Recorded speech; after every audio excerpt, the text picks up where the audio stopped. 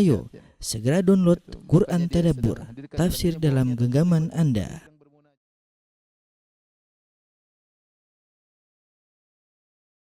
Bismillahirrahmanirrahim. Alhamdulillah, salatu wassalamu ala Rasulillah wa ala alihi wa sahbihi.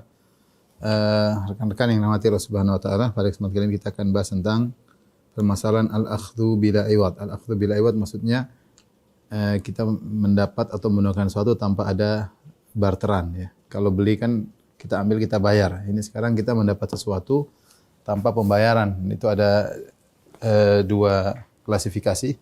Saya akan tuliskan, ya.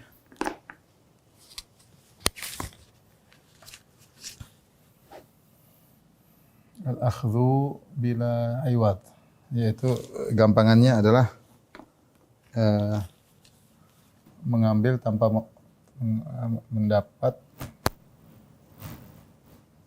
atau mengambil sesuatu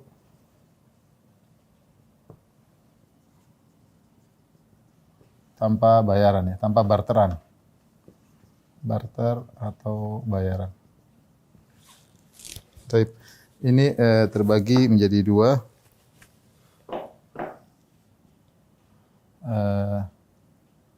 Tamalukul mubahat, yaitu menguasai atau memiliki.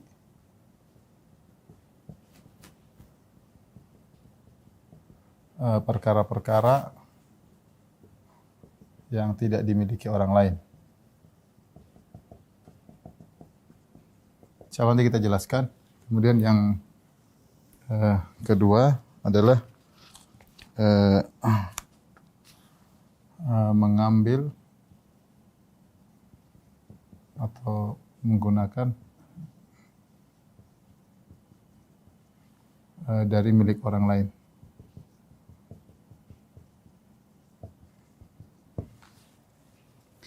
Tapi rekan-rekan yang dirahmati Allah Subhanahu wa taala, kalau dulu kita berbicara tentang kepemilikan dengan bayaran, semuanya seperti membeli jual beli, kita bayar kita dapat barang. Sama dengan ijaro juga menyewa, ya, kita sewakan kita dapat duit, atau kita menyewa maka kita bisa jadi beli jasa, itu namanya menyewa. Ini sekarang kita bahas mengambil sesuatu tanpa barter, tanpa bayaran. Yang pertama adalah disebut dengan tamallukul mubahat, menguasai, memiliki perkara-perkara yang tidak dimiliki oleh orang lain. Perkara-perkara ada dua, ada yang dimiliki orang, nanti akan kita bahas, milik orang lain, ada yang tidak dimiliki orang lain namun kita bisa mendapatkannya. Contoh seperti hewan liar misalnya dengan diburu. Kalau kita berburu, kita ambil, ya jadi milik kita. Ketika hewan tersebut masih di mana-mana, ya bukan milik siapa-siapa. Kita ambil maka jadi milik hewan. Ini bukan milik siapa-siapa. Kalau hewan punya orang nggak boleh, ya. Kita ambil kemudian kita berburu anjing orang, kita berburu kucing orang, ya nggak boleh, ya. Ini maksudnya kita bicara hewan yang tidak ada yang memiliki. Kita tadi menguasai perkara-perkara yang tidak dimiliki orang lain. Hewan caranya dengan diburu. Misalnya logam, ya, misalnya dengan ditambang, ya. Kalau tidak ada yang miliki, ya, kita boleh miliki dengan ditambang. Misalnya tumbuhan boleh kita ambil. Kalau tumbuhan ini nggak ada yang miliki, boleh kita ambil dengan ditebang atau dipetik, ya terserah. Jadi milik kita. Seperti misalnya air dengan diambil, ya. Jadi ada di danau. Danau bukan milik siapa-siapa. Ini danau milik orang. Tapi kita ambil airnya di danau, kecuali danau orang nggak boleh, ya. Tapi kalau danau umum, tengah hutan kita ambil air, ya boleh aja. Kalau kita sudah ambil berarti milik kita. Kita sudah masukkan dalam botol, ya milik kita air tersebut. Dengan cara diambil. Itu namanya kita memiliki barang-barang yang tidak dimiliki orang lain. Kemudian yang jadi masalah adalah ada istilah dalam buku fikih namanya Ihya'ul Mawad. Ihya'ul Mawad yaitu mengolah tanah tidak bertuan. Mengolah tanah tidak bertuan. Ya, ini ada beberapa syaratnya. Syaratnya selama tanah tersebut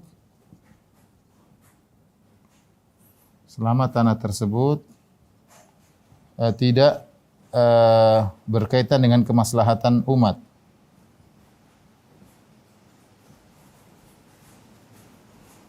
Kemaslahatan umat. Ya. Saya nggak tahu kalau zaman sekarang masih bisa dipraktekkan atau tidak. Kalau zaman dulu seorang misalnya pergi ke suatu tempat, dia dapat tanah kosong, tanah tidak dimiliki oleh siapa-siapa. Kampung ini tidak miliki, kampung sana tidak miliki. Kemudian dia olah, kemudian dia mulai tanamin sampai akhirnya tumbuh. Jelas bukan tanah orang, kalau tanah orang nggak boleh, jelas. Ini kita bicara tentang barang-barang yang tidak dimiliki oleh orang lain. Dia mendapati tanah, kemudian dia olah, dia tanam atau dia gali sumur untuk pengairan sampai akhirnya tanah tersebut sudah dihidupkan, artinya tadinya mati tidak diperoleh, tidak ada kegiatan, sekarang jadi kegiatan dihidupkan, maka itu jadi milik dia. Dia boleh memiliki tanah tersebut. Contohnya dia pagarin, misalnya dia pagarin untuk tanam sesuatu, maka jadi milik dia tanah tersebut. Ya. Inti kita bicara zaman dulu. Kalau zaman sekarang, tapi dengan cara tadi tanah tersebut bukan untuk kemaslahatan umum. Misalnya ada tanah didapat, ternyata tanah tersebut tempat lalu lalang misalnya tempat lalu lalang masyarakat misalnya, atau tempat lewat hewan-hewan ternak, ya nggak boleh. Dia nggak boleh menguasai kemudian dia menutup jalan. Nggak boleh, ya, nggak boleh. Ya, tapi saya katakan tadi, kalau zaman sekarang sepertinya apakah ada tanah tidak bertuan seperti ini? Apakah ada? Wallahu alam, kembali kepada mungkin seperti zaman sekarang, kalau negara mungkin dia membolehkan, tapi mungkin cuma hak guna saja, hak guna, hak pakai, tapi tidak hak milik, ya. Ada tanah, karena semua tanah milik negara. Sekarang wallahu alam apa ada undang-undang semua tanah ya jelas milik negara, tidak milik pribadi-pribadi. Kalau zaman dahulu bisa. Ada tanah di ujung sana dan seharusnya pemerintah motivasi masyarakat untuk menghidupkan tanah-tanah yang tidak terolah untuk diolah dan diberikan hak guna pakai, ya. Kalau ternyata sekian 20 tahun, 30 tahun sudah tidak pakai lagi, ya silahkan ke tempat yang lain. Serahkan kepada orang yang bisa mengolahnya. Tapi kalau dia bisa mengolah, lanjutkan. Harus motivasi agar produktivitas bisa muncul dari masyarakat, ya. Demikian yang disampaikan Syekh bin Baz rahimahullah taala, bahwasanya harusnya pemerintah memotivasi masyarakat untuk mengolah tanah-tanah yang terbengkalai. Tanah ribuan hektar enggak ada yang pakai, sudah suruh pakai aja. Suruh pakai, manfaatkan, ya. Nanti kalau mereka sudah tidak bisa olah, ya kasihkan kepada yang untuk mengolah, tidak harus memiliki. Karena mungkin negara semua tanah milik negara. Tidak namanya tanah tidak bertuan di zaman sekarang. Setiap tanah ada tuannya. Terkadang satu tanah tuannya 5. Dan terkadang yang namanya intinya semua tanah milik negara. Wallahu alam bisawab, ya. Mungkin kawan-kawan lebih tahu berkaitan dengan tanah-tanah yang ada di hutan-hutan itu bagaimana, saya nggak tahu juga, ya. Inilah cara memiliki perkara yang tidak dimiliki oleh orang lain. Hewan liar ya tinggal ditangkap jadi milik, logam tinggal ditambang, ya. Baik, yang perkara berikutnya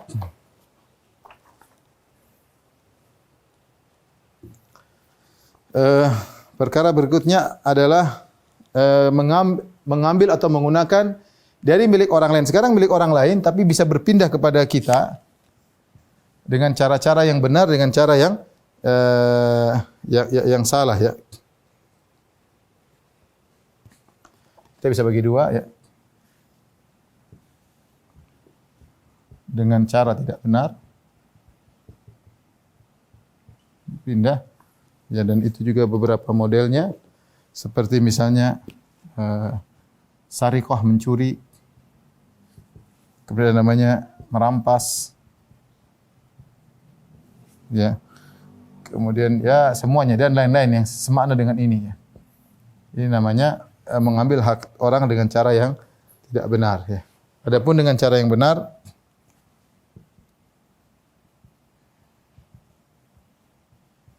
bisa terbagi menjadi 3, ya. Untuk dijaga. Kemudian yang kedua untuk dimanfaatkan. Dimanfaatkan saja. Dalam kurung dipinjam. Kemudian yang ketiga adalah dimiliki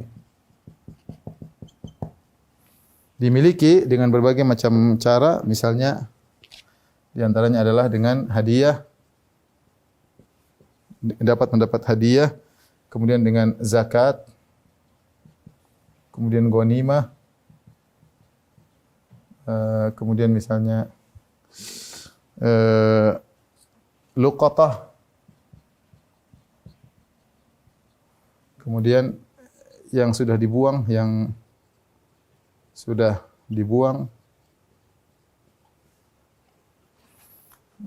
kemudian di antaranya rikas, ya. Rikas itu harta terpendam, harta orang kafir yang terpendam, orang jahiliyah yang terpendam. Harta karun kalau kita gampangannya. Kemudian yang terakhir adalah warisan. Baik. Ini ikhwan dan akhwat yang dirahmati Allah Subhanahu wa taala, rekan-rekan rahmati Allah Subhanahu wa taala. Sekarang tadi kita berbicara tentang yang pertama, tentang harta-harta yang tidak dimiliki oleh orang. Kita bisa peroleh dengan cara-cara seperti ini. Cuma tadi tinggal kita fokus masalah tanah tidak bertuan ini bagaimana, ya. Saya tidak tahu hukum undang-undang negara kita bagaimana. Tinggal yang berikutnya, mengambil atau menggunakan dari hak milik orang. Ada dua model cara yang tidak benar: mencuri, merampas, merampok, ini mencopet, ini semuanya adalah cara yang tidak benar, ya. Ya.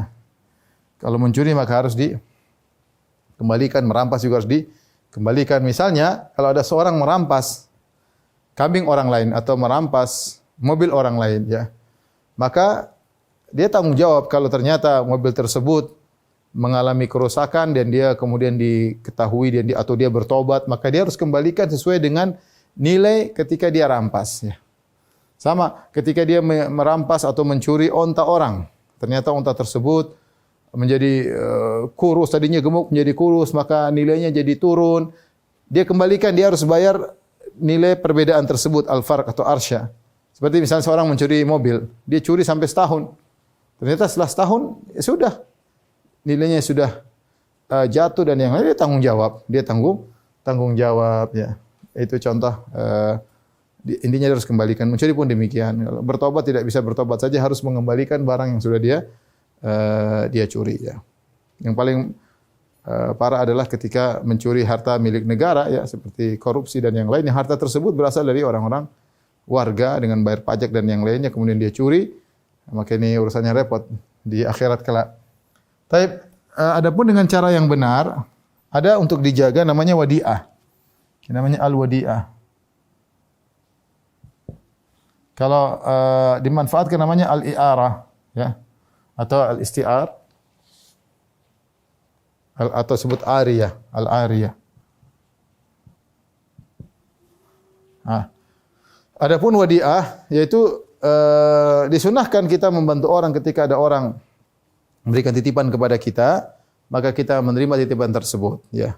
Dan ini namanya akdun jaiz, bukan akad lazim. Akad yang jaiz itu salah satu dari dua pihak boleh membatalkan. Misalnya saya nitipkan saya nitipkan HP sama orang, nih, tolong di HP saya, ya. Terus habis itu enggak jadi deh, saya ambil lagi. Atau yang dititipin, aduh, mohon maaf saya enggak bisa lanjutin, kamu nitip, saya takut hilang, kamu ambil lagi deh. Boleh, itu namanya akad yang dua-duanya boleh membatalkan, terserah ini. Tapi disunahkan bagi orang yang dititipin, kalau dia amanah, dia terima titipan tersebut. Dan orang yang menjalankan wadi'ah atau menerima titipan tersebut, tangan dia disebut dengan yadu amanah, bukan yadu dhaman. Yadu dhaman yaitu tangan yang bertanggung jawab, maksudnya kalau ada apa-apa ya dia tanggung jawab. Tapi kalau yadu amanah, tangan amanah, artinya kalau terjadi kerusakan pada barang titipan tersebut tanpa tafrid, tanpa dia lalai atau tanpa melakukan pelanggaran, maka dia tidak bertanggung jawab. Contoh, ada orang nitipkan duit sama dia, nitip duit 10 juta. Ya udah, saya pulang ke rumah dulu, ya. Dia bawa, dia simpan. Di tengah jalan dia dirampak sama orang, diambil, ya sudah, dia tidak tanggung jawab. Dia tidak melakukan kesalahan, dia tidak melakukan pelanggaran, tidak melakukan kelalaian. Dia berjalan sebagaimana biasa dari tempat menuju ke rumahnya, di tengah jalan dia dirampok, maka dia tidak tanggung jawab, ya. Lain halnya kalau dia sengaja taruh uang di jalan, taruh uang teleleran, diambil, itu dia tanggung jawab. Jadi orang yang wadi'ah namanya tangannya disebut orangnya yadu amanah. Ya, yaitu tangan amanah. Bukan tangan dhaman, bukan tangan pertanggungjawaban ya. Namanya wadi'ah. Dan wadi'ah itu yang dikembalikan adalah barangnya ya. Perhatikan. Yang sehingga ini tadi ulangi. Dia tangan amanah, maka jika barang rusak tanpa ta'addin atau tafrid, maka tidak perlu tanggung jawab. Tidak perlu tanggung jawab. Apa itu ta'addin? Ta'addin itu dia melakukan pelanggaran. Dia berbuat keburukan kepada barang tersebut. Misalnya dia dititipin mobil, ternyata mobilnya dia buat pakai balap-balapan, nabrak. Ya tanggung jawab karena dia melakukan pelanggaran.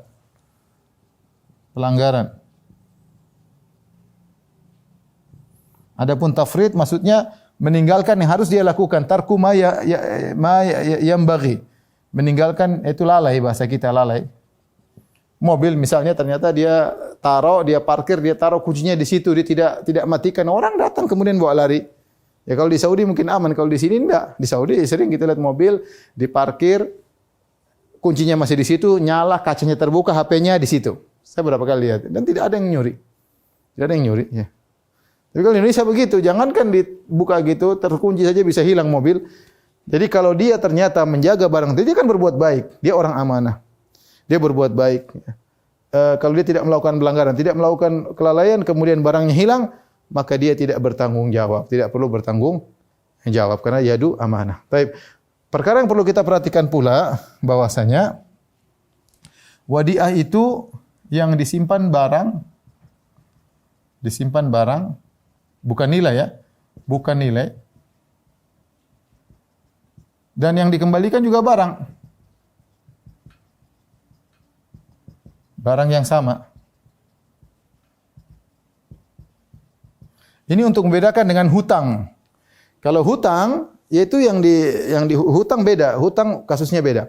Sekarang saya gampangan kalau saya pergi ke bank, saya taruh uang ke peti box ya, safety box.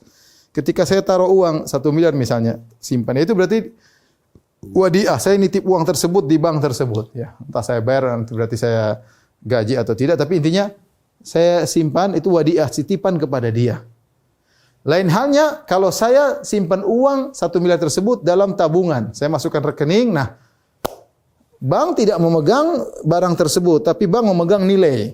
Nah ini sekarang seandainya bank terjadi kerugian atau misalnya ada sesuatu kecurian, dia tetap tanggung jawab. Dia tetap tanggung jawab terhadap uang saya. Beda lain halnya kalau saya taruh wadi'ah kemudian ada yang merampok bank dan yang lainnya, maka dia karena wadi'ah ya, maka tidak jadi masalah. Yang jadi masalah kalau status uang yang saya taruh adalah dia boleh gunakan ya. Jadi bedanya wadi'ah dengan hutang, gampangnya gini lah. Misalnya Pak Indra, saya kasih uang 1 juta. Pak Indra, tolong simpan uang saya 1 juta ini. Saya taruh di amplop. Simpan Pak Indra ya. Nanti bulan depan saya ambil lagi. Saya lagi mau safar. Tapi Pak Indra ambil 1 juta. Nah, ini Pak Indra sebagai muda, yaitu orang yang menerima wadi'ah. Ini berbuat baik kepada saya karena membantu saya menyimpan uang tersebut. Dan Pak Indra sudah jaga uangnya. Seandainya ada perampok ambil, Pak Indra tidak tanggung jawab. Karena saya sudah bertugas, sudah baik membantu saya.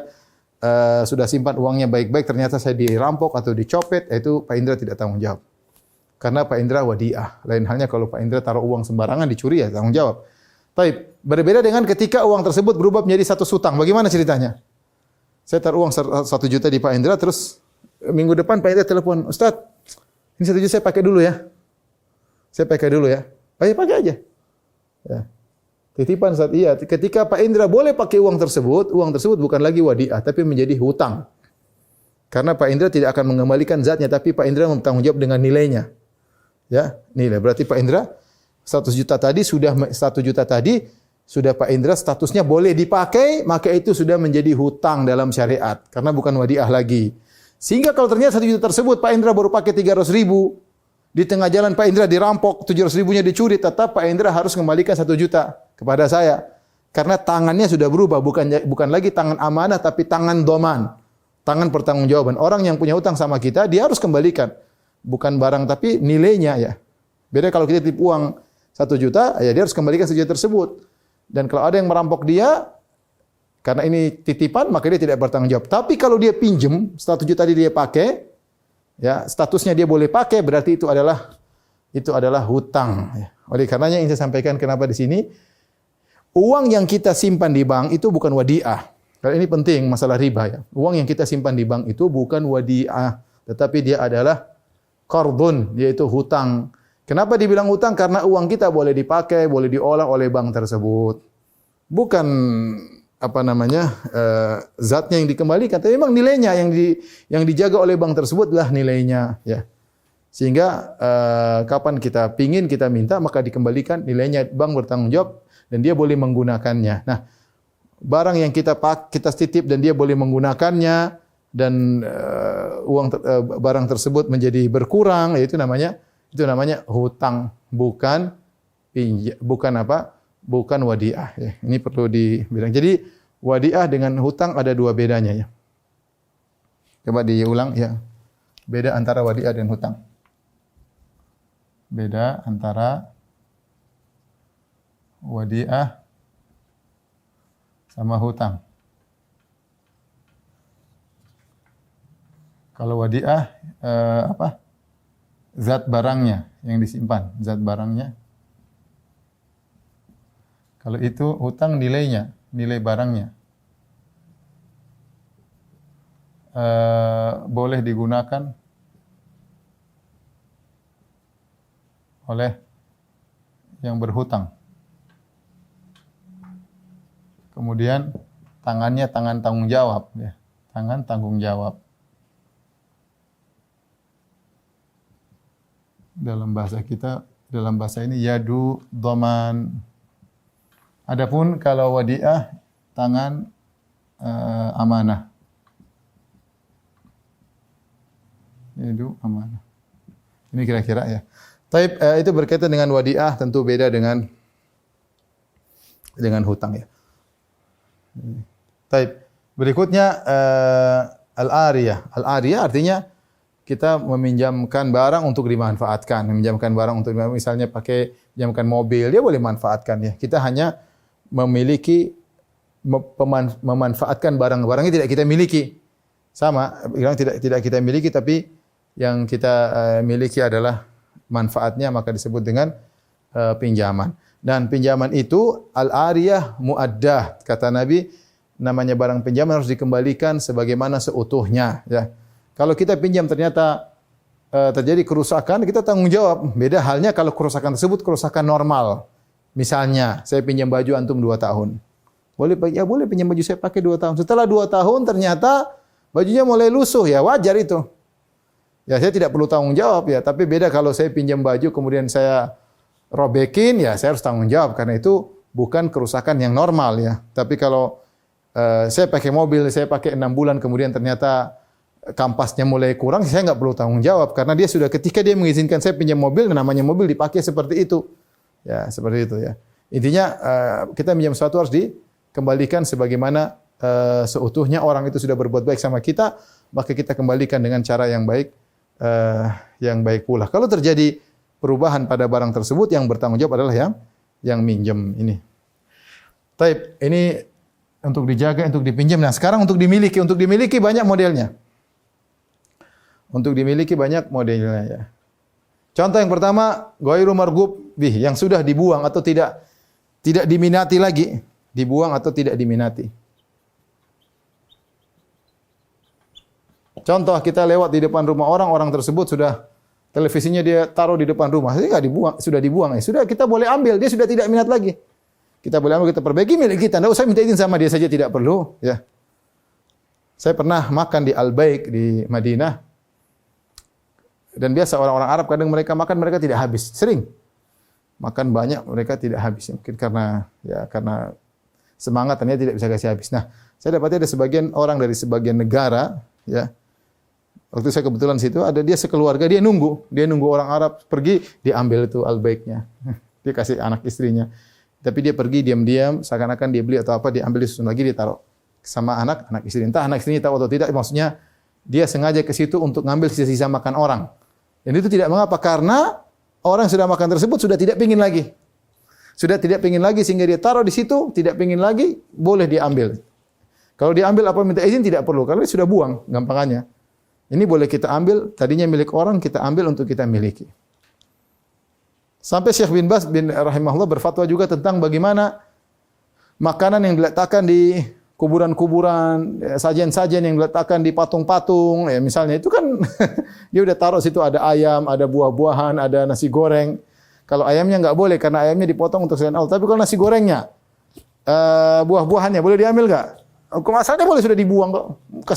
Kasih patung namanya dibuang. Kasih patung namanya dibuang. Ada sebagian kawan bilang, Ustaz, saya dulu suka ngambilin buah-buahan yang diletakkan di patung-patung sesembahan orang ya. Cuma kalau khawatirnya kalau kita ambil, terus orang yang kasih sajian lihat, Masya Allah sajiannya dimakan sama Tuhannya. Ya, padahal kita yang makan. Jadi, tapi hukumnya enggak mengapa kalau dia sudah buang itu barang-barang, dia sudah tidak perlukan lagi, kita boleh ambil, dia sudah tidak berminat. Namanya kita memiliki karena barang tersebut sudah dibuang atau sudah tidak diminati. Taib. Harta orang jahiliyah itu disebut rikas, terpendam, tapi maksudnya harta jahiliyah bukan harta orang. Ini berlaku misalnya di zaman di Arab sana ketika digali ternyata ada hartanya Abu Jahal atau Abu Lahab, boleh diambil karena harta orang jahiliyah halal. Tapi kalau itu harta milik orang muslim, nenek moyang orang dulu, orang muslim, kakek teman, kita beli tanahnya ternyata ada harta terpendam, atau kita gali itu berarti bukan milik kita tapi milik orang tersebut. Ditelusuri ini milik orang muslim. Kalau ternyata bukan orang muslim, miliknya orang jahiliyah, maka boleh diambil.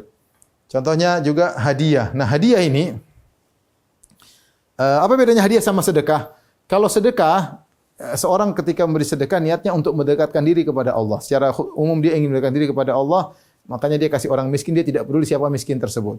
Tapi kalau ada hadiah itu ada niat untuk dekat sama orang tersebut. Selain ingin mencari pahala dari Allah, dia ingin dekat dengan orang tersebut. Makanya kalau hadiah milih-milih. Dia milih, saya mau kasih, berarti ada hadiah. Jadi sebenarnya sama sih, cuma sedekah tadi ada lebih condong kepada membantu dan mencari kedekatan dan biasanya orang miskin dan tidak peduli siapa yang dikasih. Tapi kalau hadiah ada nilai untuk mendekatkan diri kepada orang tersebut, artinya ingin dekat agar lebih saling dekat, lebih saling sayang. Maka hadiah dan hukumnya sunnah memberi apa? Memberi hadiah. Beberapa hal yang berkaitan dengan hadiah yang sangat penting harus kita ketahui bahwasanya hadiah dia tidak lazim kecuali sudah qabad. Sudah, misalnya saya bilang qabad sudah terima, serah terima. Misalnya saya bilang sama Pak Indra, itu mobil di rumah buat antum aja deh. Antum ambil aja. Tapi Pak Indra nggak ngambil. Terus minggu depan Pak Indra mau ngambil, saat saya mau ambil, lalu saya berubah pikiran, nggak jadi deh. Saya mau jual aja, nggak jadi buat Pak Indra. Pak Indra, kalau Pak Indra ketika hari itu ambil, saya sudah kasih, jadi milik Pak Indra. Tapi ketika Pak Indra nggak ngambil, saya boleh berubah pikiran.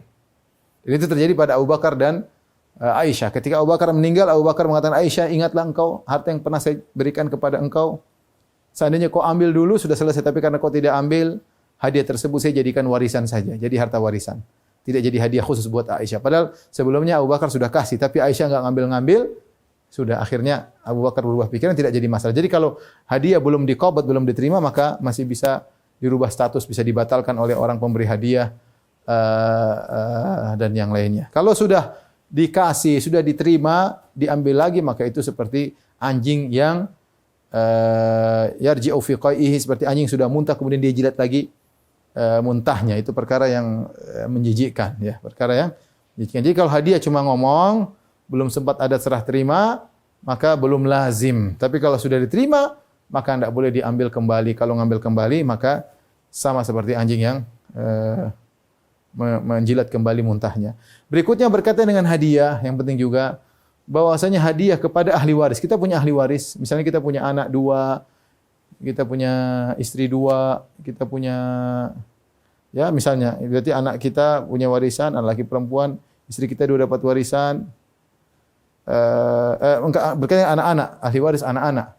Ketika kita memberi hadiah kepada anak-anak, maka kata para ulama harus sesuai dengan jatah waris mereka. Artinya hadiah buat anak laki-laki 2 kali lipat daripada hadiah anak perempuan. Ini pendapat sebagian ulama. Sebagian ulama mengatakan kalau hadiah selama belum dihitung warisan maka boleh sama. Ya, tapi sebagian ulama mengatakan lebih hati-hati kepada laki-laki 2 kali lipat dari anak perempuan. Kenapa? Karena kalau kita meninggal, anak laki-laki dapat 2 kali lipat daripada perempuan. Perempuan nanti ada yang menikahinya selesai, laki-laki dia menikah harus bertanggung jawab sehingga dia butuh warisan lebih banyak ya. Karena kalau kita memberikan hadiah kepada salah seorang anak kita yang lain tidak diberi, maka hadiah tersebut ada yang mengatakan tidak sah. Ya sebagaimana Nu'man bin Bashir ketika dia dapat hadiah dari bapaknya Bashir. Kemudian bapaknya minta, "Ya Rasulullah, saya kasih hadiah buat Nu'man." Jadilah saksi. Kata Nu'man, "Ya Rasulullah, apakah kau berikan anak-anak?" Rasulullah bertanya, "Wahai Bashir, anak-anakmu kau berikan semua seperti Nu'man?" Kata Bashir, "Tidak ya Rasulullah, cuma Nu'man yang saya kasih." Kata Nabi, "Inilah ushidu alal jawr." Saya tidak mau jadi saksi atas kezaliman. Tidak boleh. Harus kau berikan semua anak-anakmu sama seperti yang kau berikan kepada Nu'man. Jadi hadiah kepada anak-anak harus dilihat. Dan banyak kasus terjadi ketika seorang memberikan hadiah rumah kepada anak paling tua, anak paling kecil belum dikasih, keburu meninggal. Ketika dia meninggal, ternyata anak yang adik tidak punya apa-apa. Anak yang kakak sudah punya rumah. Dan ini contoh ketidakadilan. Harusnya dia rumah, kalau memang dia khawatir dia mungkin meninggal, ya nggak usah dikasih sama anaknya. Biarkan jadi warisan. Karena adiknya masih kecil pun nanti akan besar. Ya udah di rumah pakai, tapi tetap nama bapak. Ya, kalau ada bapak meninggal, ya berarti warisan dengan adikmu. Ya seperti itu. Tapi sebagian kasus saya pernah hadapi, dia kasih kakaknya, sang orang tua kasih kakaknya dengan kemewahannya, sang adik masih kecil, mungkin 2 adiknya masih kecil, orang tuanya meninggal. Akhirnya adik-adiknya miskin, kakaknya punya kekayaan. Ini contoh hadiah yang tidak adil. Warisan jelas dapat dengan warisan. Zakat dengan zakat dia berhak terima zakat dikasih. Ghanimah harta setelah peperangan dibagi dia boleh ngambil. Luqatah yaitu barang temuan, barang jatuh ya. Barang jatuh ada 2 model. Kurang bernilai. Maksudnya apa kurang bernilai? Artinya kalau hilang tidak dicari.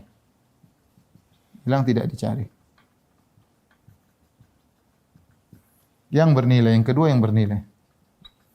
Contoh, kita jalan, tahu-tahu dapat duit 200.000. Orang kalau hilang 200.000 mau nyari-nyari juga enggak sih. 100.000 hilang mau cari-cari enggak.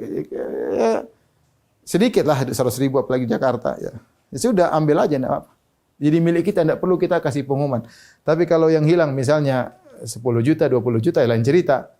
Kita enggak boleh, kita boleh ngambil tapi harus pengumuman. Bikin pengumuman selama setahun. Barang siapa yang hilang dompet kasih tahu ya, enggak usah kasih tahu isinya, barang gini-gini. Akhirnya nanti selama setahun kita kasih pengumuman, masukkan iklan, kirim ke Facebook kemana iklan. Selama setahun nggak ada yang ngaku, kita boleh manfaatkan. Kita boleh buat beli ini, buat beli anu. Setelah kita beli-beli habis dia datang, itu dompet saya yang hilang. Kita harus tanggung jawab. Kita harus tanggung jawab. Ya. Tapi kalau nggak ada yang datang sudah selesai. Itu milik kita, namanya luqatah. Kalau bernilai harus kasih pengumuman setahun. Harus bikin pengumuman setahun. Kalau tidak bernilai ya langsung aja ambil, tidak jadi masalah ya. Baik, ini saja mungkin rekan-rekan yang Allah Subhanahu wa taala yang disampaikan pada kesempatan kali ini. Oke, demikian saja kalau gitu kajian kita, semoga bermanfaat. Insyaallah kita lanjutkan 2 pekan lagi. Wabillahi taufik wal hidayah. Assalamualaikum warahmatullahi wabarakatuh.